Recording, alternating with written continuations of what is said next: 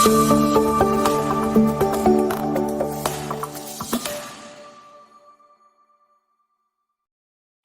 sejahtera untuk kita semua. Perkenalkan, nama saya Maria Maksina Seti, SAG. Saya adalah guru agama Katolik di SMP Negeri 4 Lemboraya. Dan saya sekarang sedang mengikuti PPG Prajabatan sebagai guru agama Katolik di Kementerian Agama Republik Indonesia. NIM PPG saya adalah 24869051564. Nomor peserta PPG adalah 40202577179001. Materi yang saya ajarkan adalah materi kelas 7 fase D, yakni Yesus Sang Pengampun. Saya menggunakan pendekatan Project Based Learning. Lokasi yang saya lakukan adalah di SMP Negeri 4 Lemboraya. Sekian perkenalan saya. Salve. Berdiri. Kepada Ibu Guru beri salam. Selamat pagi. Silakan duduk. Selamat pagi adik-adik terkasih, anak-anak yang terkasih. Nah, hari ini kita akan belajar tentang pelajaran agama Katolik. Sebelum kita mulai, Ibu ingin bertanya dulu, bagaimana kabar kalian? Baik. Kabar baik, ya. Kemudian siapa-siapa yang tidak hadir untuk kehadiran hari ini? Siapa yang tidak hadir? Nata. Coba Ibu cek ya. Aprilia Dulaturu, Christian Alwi Sumera, Joseph Karol, Hadir. Christian Darato, Hadir. Marcelo Lopo, Alfa. apa ya? Ada kabar? Tidak ada. Maria Martalia Efratanti. Ya, sekarang sebelum kita mulai dengan pelajaran kita, saya kira kita sudah bagaimana? Sudah nyaman kalian untuk belajar? Sudah. Oke, kita akan buka materi kita hari ini tentang Yesus Sang Pengampun ya. Sebelum kita mulai pembelajaran kita awali dulu dengan lagu dan doa ya.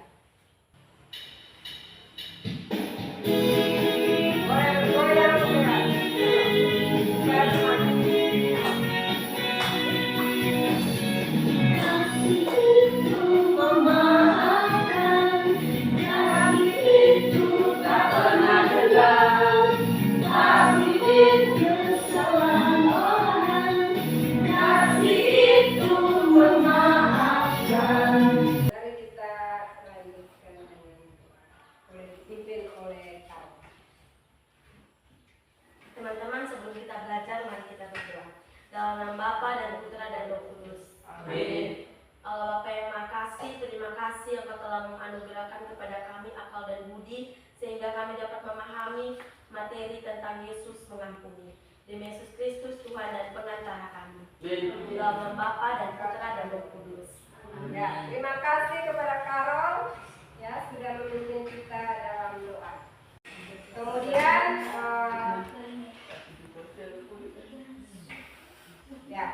sebelum hari ini Yesus Sang Pengampun adalah salah satu juga teladan hidup yang sudah diberikan Tuhan Yesus kepada kita. Jadi dalam pelajaran agama Katolik kelas 7 itu ada di bab yang terakhir ini kita belajar tentang teladan hidup Yesus. Yang pertama seperti kali lalu kita sudah belajar tentang Yesus yang berbelas kasih Yesus yang berbelas kasih, kemudian Yesus Sang Pengampun, dan Yesus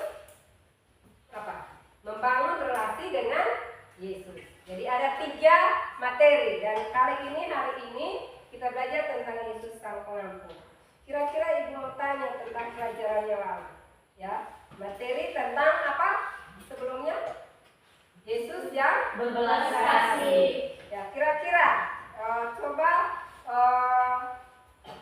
apa alasan atau berikan contoh lah tindakan-tindakan Yesus yang berbelas kasih yang sudah kamu pelajari, yang kita pelajari minggu lalu. Ya, apa saja, Karol? Ya. Contoh tindakan Yesus yang berbelas kasih. Jerry? Menyembuhkan orang yang menderita seperti buta, tuli, orang membangkitkan orang yang mati. Ya, membangkitkan, ya, menyembuhkan orang sakit. Yang sakit itu banyak, yang sakit demam, ada yang buta, ada yang tuli, kemudian ada yang bisu disembuhkan, kemudian ada yang sakit kusta, kemudian ada orang mati yang dibangkitkan. Itu bentuk apa? Kepedulian. Ya, kira-kira mengapa Yesus melakukan tindakan belas kasih? Nah, silakan kerjakan.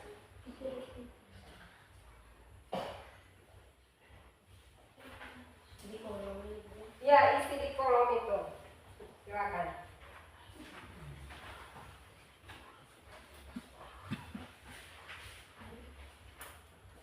Ya, ini mengalami pengalaman pribadi tentang memaafkan dan berbuat. Ya, bagaimana? Boleh, kalau di buku boleh, di sini boleh ya. Kalau sudah terlanjur tulis di kertas buku, di buku saja ya. Ya. Sudah ya? Sudah, Karol, sampai yang sudah? Ani sudah? Ya. Ayo. Mana? Iya.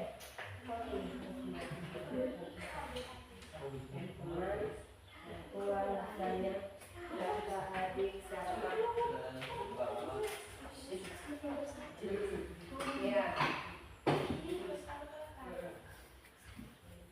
Yang dibawakan ini benar-benar memaafkan, ya. Berarti apa? Siapa yang sekarang mereka? Kau yang ada teman yang berbagi sama mereka. Siapa? Apa yang mereka buat kepadamu? Ya, terserah. Mau tulis nama boleh, ya. Mana?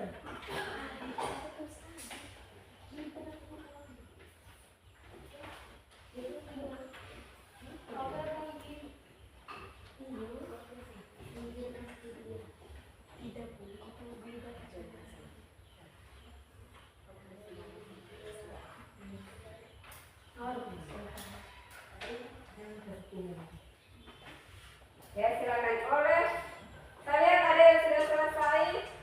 Ya, coba. Jerni, boleh maju. Boleh ungkapkan, bacakan hasilmu. Silakan ya, berdiri. Ya, boleh. Nomor 1, bersalah pada siapa? Saya bersalah kepada ibu guru. Apa kesalahanmu? Pada saat guru menjelaskan, saya bercerita bersama teman. Perasaan pada saat bersalah, saya menyesal dan sedih. Perasaan ketika permohonan maaf diterima, senang, lega karena dimaafkan dan berterima kasih. Yang kedua, Pak Guru menyanyi di dalam perpus sehingga mengganggu Pak Guru yang sedang fokus bekerja.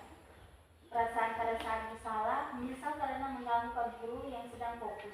Perasaan ketika permohonan maaf diterima, senang dan lega karena dimaafkan dan berterima kasih. Oke. Ada yang lain? Ya? Karol sudah? Efra sudah? Ya. Siapa sudah? Ani? Silakan. Ya, ada yang lain? Ya, silakan kamu. Silakan maju Efra. Ayo. Ya? Ya, silakan Aprila. Ayo. Aprila, silakan.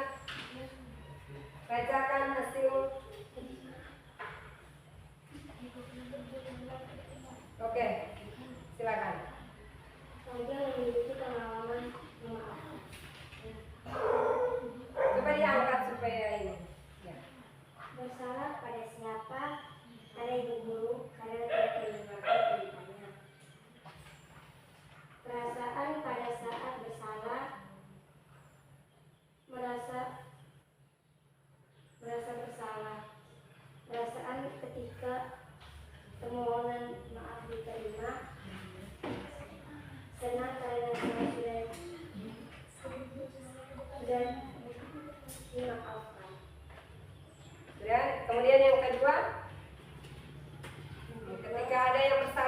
kamu. Bagaimana?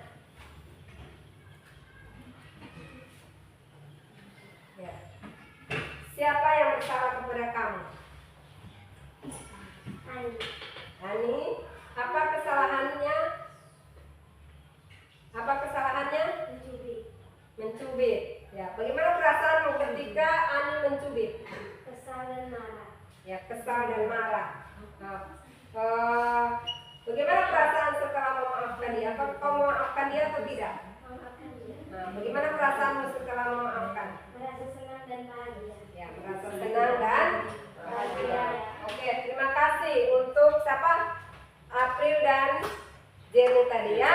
Ya, kita kasih aplaus dulu. Ada lagi, satu lagi. Ya, Carol, silakan. Ya, perwakilan ya. Bersalah kepada siapa? Kepada teman. Ya, Apa kesalahanmu membunuh teman? ya. Perasaan pada saat bersalah, merasa sangat menyesal karena sudah membuli teman. Perasaan ketika permohonan maaf diterima, merasa senang karena telah dimaafkan. Oke.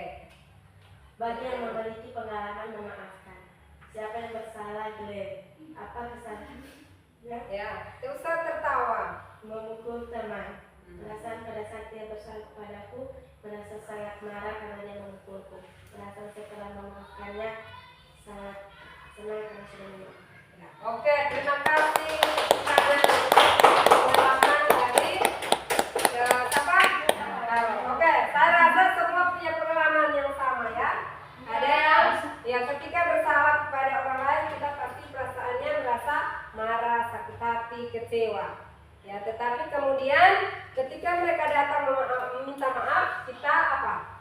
Kita akhirnya merasa apa? Berbelas hati juga toh. Oh, dia suka minta maaf, ya saya harus memaafkan dia. Nah, itu seperti ajaran Yesus sendiri ya, supaya kita saling memaafkan. Ya, tadi seperti dalam lagu ya.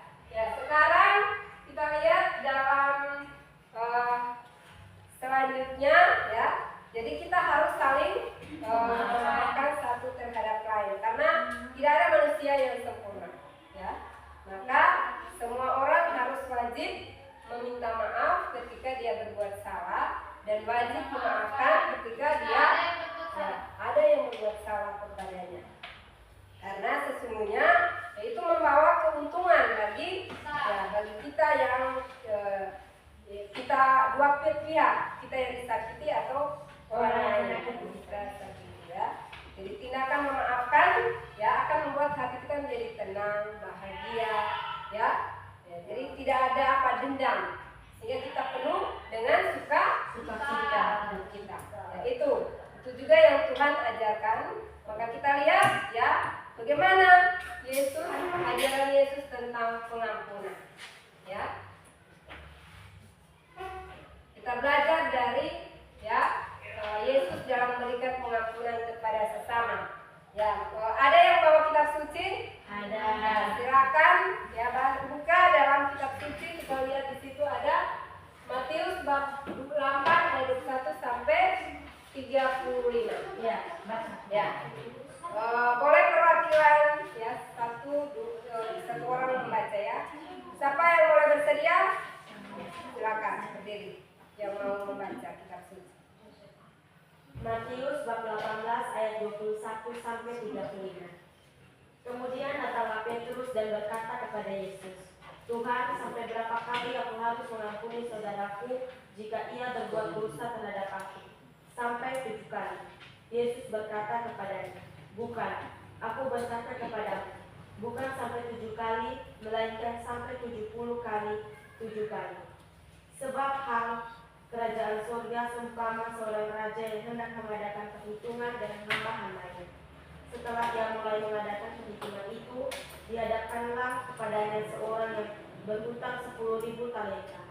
Tetapi karena orang itu tidak mampu melunaskan hutangnya, raja itu memerintahkan supaya ia dijual beserta anak dan istrinya dan segala miliknya untuk pembayaran hutangnya.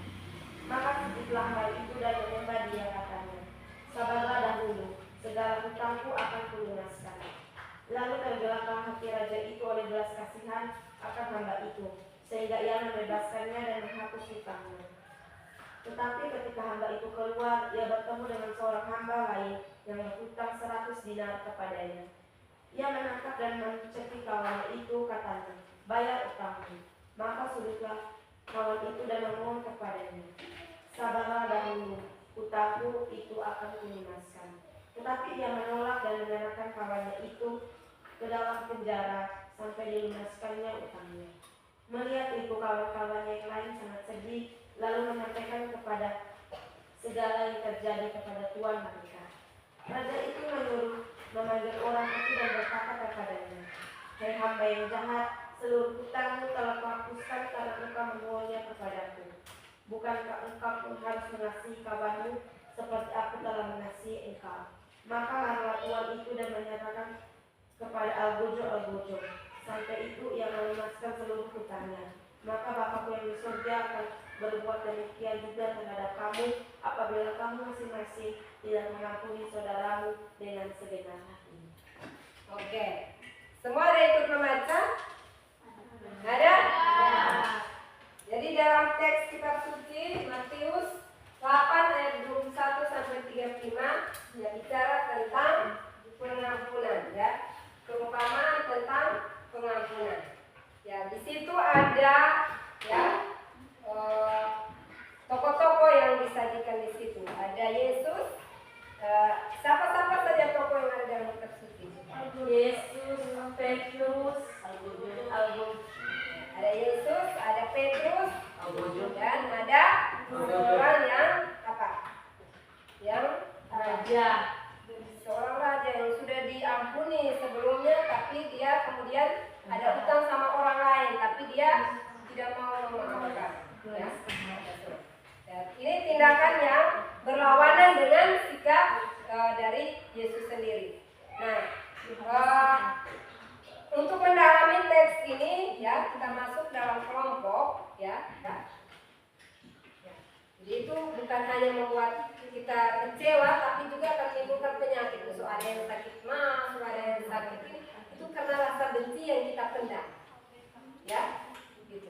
Jadi hati-hati menaruh benci sama orang atau menaruh dendam, ya. Karena itu akan menimbulkan sakit fisik juga, ya. Misalnya sakit mah, sakit kepala, itu timbul juga bukan hanya karena dari makanan, tapi karena situasi tadi. Kalau kita membenci orang atau kita menaruh dendam kepada orang, ya ingat itu ya. Jadi maka harus cepat-cepat memaafkan dan ikhlas, ya. Nah, kemudian tahap ketiga adalah tahap penyembuhan. Nah, itu ada prosesnya. Dari tahap berikut misalnya dendam, mungkin ada dalam satu momen kemudian orang lalu merasa bahwa saya rasa tidak berguna, saya justru buat diri saya menderita. Saya sakit ini gara-gara saya benci sama dia. Ya. Maka perlu ada kesadaran ya bahwa saya mau sembuh dari sakit hati ini. Ya, saya mau sembuh dari kebencian ini. Nah, saya mau keluar dari rasa benci ini supaya saya bebas. Ya, karena rasa benci itu sebenarnya membuat kita tidak bebas, ya. Itu membuat kita menderita. Maka itulah yang disebut dengan tahap penyembuhan. Dan itu boleh terjadi karena apa? Karena orang telah dekat dengan Tuhan. Itu doa. Jadi kalau tanpa doa, tanpa kedekatan kita dengan Tuhan, itu mustahil kita tidak. Ya. Tentu kita harus berdoa mohon pengampunan dari Tuhan. Mohon supaya hati kita bisa menerima, memaafkan orang lain yang tulus, supaya hati kita tenang. Nah, itulah proses penyembuhan. Nah, itu, ya. Kalau dalam gereja ada itu ya, proses penyembuhan luka batin. Ya. Di situ nanti kita akan mengalami tahap penyembuhan. Nah, setelah tahap penyembuhan, kita disembuhkan dari rasa sakit hati, kecewa, dendam. Ya, tentu kita akan masuk pada tahap keempat, tahap berjalan bersama. Nah, di situ sudah tidak ada lagi. Di situ hanya ada sukacita, kedamaian, sudah berdamai, sudah berjalan bersama, ya, saling bergandengan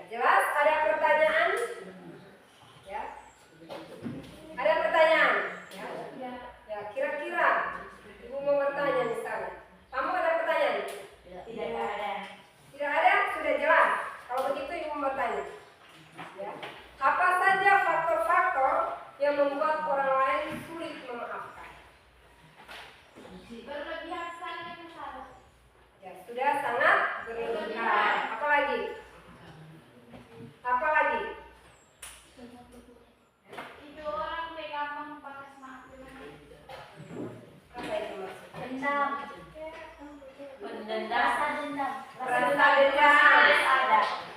Ya. Apa lagi? Apa lagi? Rasa benci, dendam. Faktor gengsi, Ya, ada yang gengsi, Iri. iri, ya, egois, egois, dan mau menang sendiri. Itu. Jadi kadang-kala kita mau memaafkan dan dimaafkan, tapi kadang-kala karena ada apa? Faktor-faktor itu. Yes. Rasa gengsi, Keinginan untuk mempertahankan harga diri dan wibawa. ya, itu biasanya selalu mau mempertahankan harga diri, ya. Dan wibawa. Jadi ada yang mempertahankan harga diri, oh saya kok benar, dia kok yang ini bikin saya begini-begini, ya saya mau pusing, saya tidak mau memaafkan, biarkan saja, ya. Dan kita tidak mau memberi apa, meminta maaf kalau kita rasa kita benar, itu karena gengsi tadi, karena harga diri, ya. Merasa benar maka dia sulit untuk memaafkan. Sikap egois dan memenang sendiri. Itulah tadi egois mau menang sendiri, ya. Itu faktor-faktor yang menyebabkan orang sulit meminta maaf dan memaafkan, ya. Kemudian ya apa lagi? Baiklah, sudah selesai diskusi kelompoknya. Ya, sekarang kita lanjutkan dengan presentasi dari kelompok 1, boleh? Ya, silakan Karo. Ya, silakan. Ini ada pertanyaannya. Baiklah, kami dari kelompok 1 akan mempresentasikan hasil diskusi kami. Soal, bagaimana pendapat Petrus tentang memberi pengampunan? Pendapat Petrus tentang memberi pengampunan adalah bahwa pengampunan hanya sampai 7 kali. Nomor 2, bagaimana pendapat Yesus tentang memberi pengampunan? Pendapat Yesus tentang memberi pengampunan adalah bagi Yesus pengampunan bukan hanya 7 kali, tetapi sampai 70 kali 7 kali. Artinya pengampunan itu tidak terbatas. Nomor 3, berdasarkan pendapat Yesus, sikap apa saja yang kita perlukan agar dapat melakukan pengampunan sejati yang diajarkan Yesus. Sikap yang diperlukan agar dapat melakukan pengampunan adalah sikap yang tulus, sikap yang jujur dan terbuka, dan sikap kerendahan hati. Nomor 4, menurutmu apa saja tahap-tahap bagi seorang untuk memberikan pengampunan? Tahap-tahap dan untuk memberi pengampunan, tahap 1, sakit hati, tahap kedua, membenci, tahap ketiga, menyembuhkan, tahap keempat, berjalan bersama. Nomor 5, sebutkan faktor-faktor yang menyebabkan orang sulit memaafkan. Faktor yang menyebabkan orang sulit memaafkan adalah gengsi, egois, dan mau menang sendiri. Keinginannya untuk mempertahankan harga diri. Baik, itulah hasil diskusi kami dari kelompok 1. Kurang dan lebihnya kami mohon maaf. Ya, terima kasih Karo dari kelompok 1. Ya, silakan. Ya, kita lanjut dengan